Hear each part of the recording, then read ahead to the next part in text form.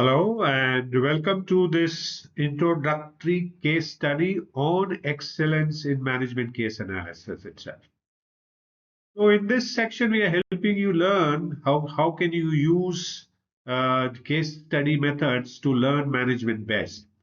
And here we have a case study in learning management best by analyzing case studies excellently.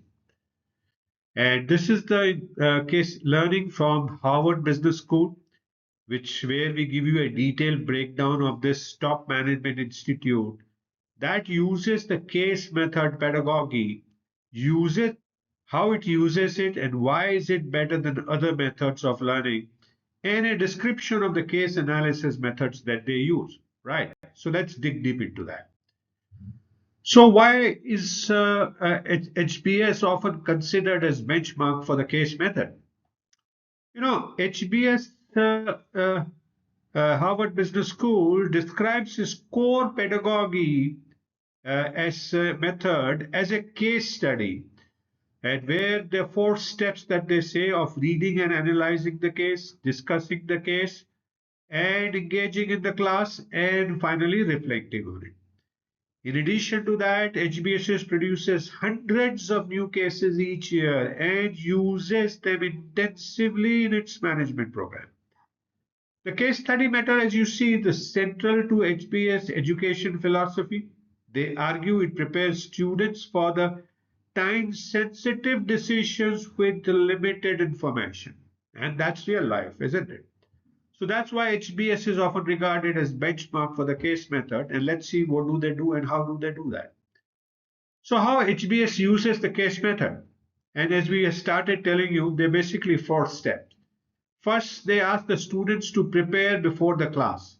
Students receive a case, 10 to 20 pages, that describes a real business scenario, often ending with a decision point. They individually prepare, analyze the facts, identify issues, formulate what they would do if they were the decision maker. The second step is then to discuss in groups or in small teams. Students meet in small groups, learning teams, to discuss their findings, challenge each other's viewpoints, and broaden their perspectives. And finally, this classroom engagement happens before reflection, where in the full class, the instructor or the faculty facilitates a dialogue.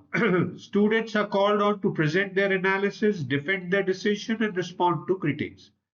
And no lectures in the traditional sense, that learning is, you know, uh, in this case, there are no lectures in the traditional sense. The learning is student driven through peer discussion and faculty questioning. And the last step by HBS users is reflection and integration. So after the class, students reflect on what they have learned, how their thinking changed, and how they would apply it. So that's the method HBS uses for teaching their management students. Now, why is this method considered better than typical lecture and rote methods? First, real world complexity. Unlike textbooks that often present neat models, case presents ambiguous, complex, open ended problems like what would you do, rather than one correct answer. Second, there is active learning that happens. Students participate, argue, test assumptions rather than passively receiving knowledge.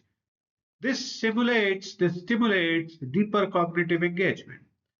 The third reason is, decision making happens under uncertainty, which is real life. Manager often must act without full data. Case methods simulates that. Peer learning happens and multiple perspectives are gained. When different students bring different backgrounds, discussion expands thinking beyond one person's viewpoint. And finally, what is the end result is the transference to the real world roles, because these are the real business situations. Students develop skill not just in theory but in applying strategy in operations and leadership in realistic context. So that's why this method at HBS is considered far better than typical lecture or rote methods. Let's take a look at how do they do that. What is the case methodology used at HBS? So here is a structured method that you can also use for analyzing business cases, which is inspired by how Harvard Business Schools, and similar institutions use to guide their students. So first thing they start is the initial reading and problem identification, right? In which when you do this case analysis, you need to read the case carefully, identify the decision maker and the context in the case, right? Now, and then you need to answer questions like what is the decision point? What decision needs to be made and what is the problem to be solved? And then what are the key facts, constraints, or assumptions? You need to note that down. And sometimes you need to list out what you know, what you don't know, and what you should find out. So that's a part of initial reading and problem identification. The second step would be then to do the issue structuring and develop the key questions. You need to then break down the problem into components like market strategy, operations, finance, organization, or whatever. And then you need to ask questions like what is causing this issue? What are the underlying drivers and what alternatives exist? And this requires really open ended thinking. Then you use frameworks like SWOT, five forces, value chain, etc. But then you adapt them to the case. You don't force them onto the case. Remember this word. So you adapt the methods to the case. Then you do analysis of the alternatives. Each alternative action, is analyzed, which the decision maker could do, is evaluated on pros and cons, the risk and rewards, and resource implications. And you use data in the case to analyze the case by using financials, timelines, market data to quantify where possible. And then in this whole process, you consider stakeholders' impact, organizational capabilities, timing, and feasibility. So that's what you need to do in analyzing the case in the analysis of the alternative step. Then the last step is, before last step is the recommendation on an implementation plan.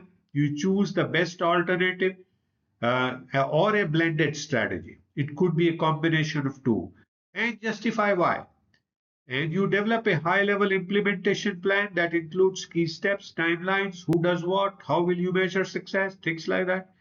And also you consider contingencies like what if this doesn't work? What are the fallback options? What are the plan B?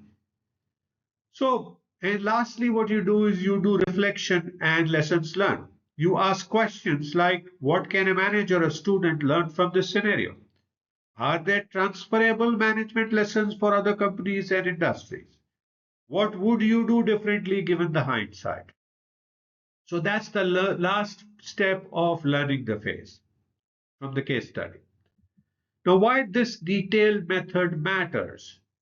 So by following this methodology, you move as a learner from a passive knowledge acquisition, just reading, to active strategic thinking, which includes things like developing the ability to structure ambiguous problems, practicing decision justifications under real business constraints, gaining confidence in presenting and defending your ideas, and learning to link strategy with implementation, not just theory. Now, all these skills are, are that the traditional formats often fail to build as deeply. So these are the main advantages of using case study method. The normal lecture method won't be able to deliver these. So what do we do next now? So in the next lecture, we will start getting into learning about how to learn about management through detailed analysis of selected case studies, and we will take an overview of that. We will tell you about our own methodology that you might find it very interesting when you compare to the HPS method. And thank you so much for watching this case study in this introduction. I hope you're beginning to learn new things, beginning to enjoy, and I do look forward to see you again in the next lecture. Please feel free to message me if you have any questions. I'll be happy to answer your questions, and do download the PDF file to take a look at anything that you need to.